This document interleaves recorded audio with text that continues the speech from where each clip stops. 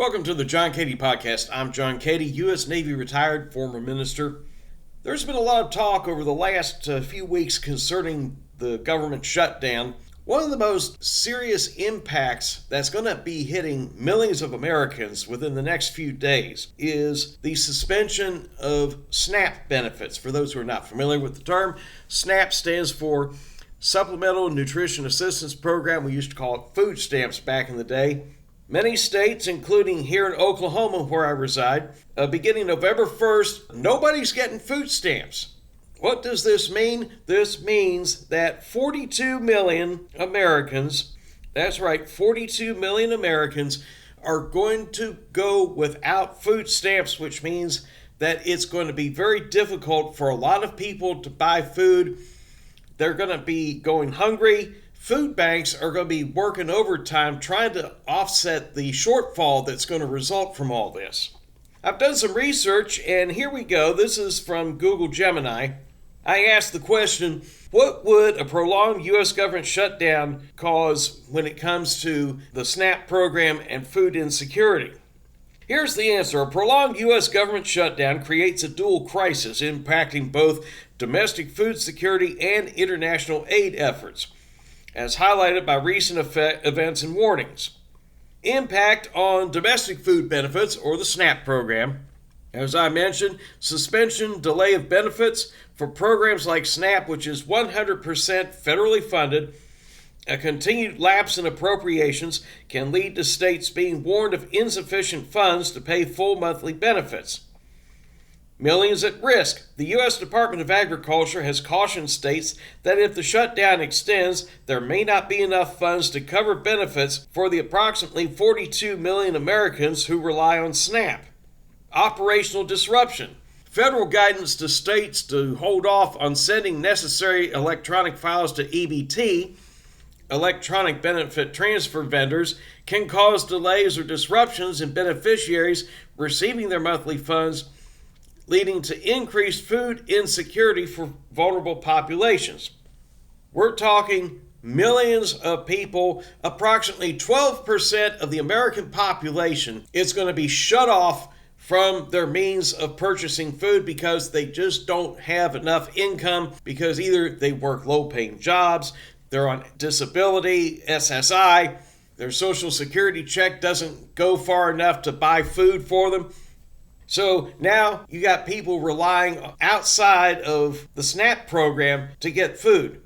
What does this mean? They're going to have to go to food banks. Churches are going to have to start doing fundraisers and quit milking off of the congregations. As I've said in previous podcasts, if your pastor is living large and you're on food stamps, if you're on welfare, and you're being told you got to put X amount of money in the plate, no, it's time for the churches to turn around, and these pastors who've been living large at the congregation's expense need to step up their game and give back.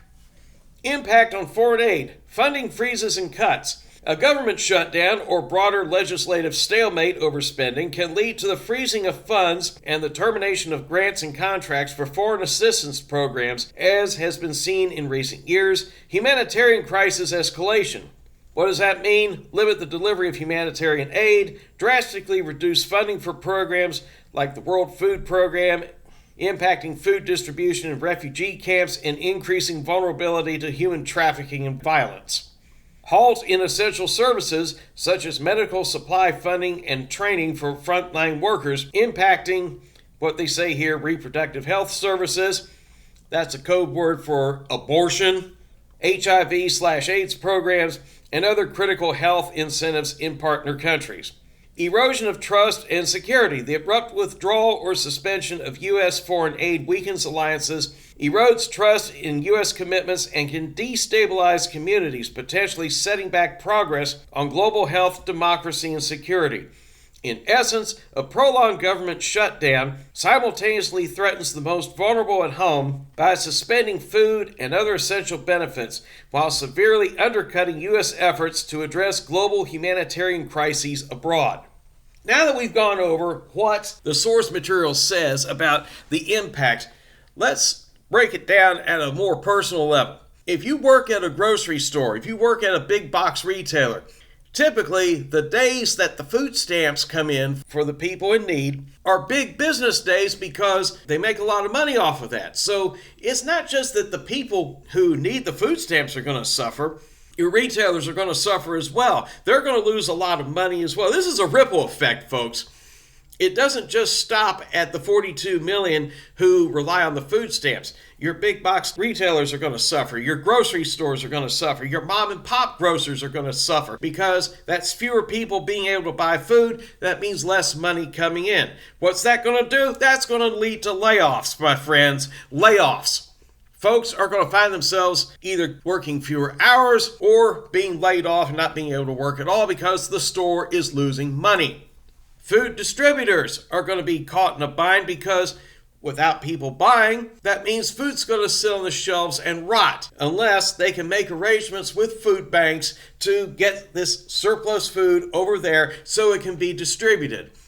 Yes, that's going to be a loss of money there, but hey, people need to eat. Politicians. I don't give a damn if you're a Democrat or a Republican or of any other party.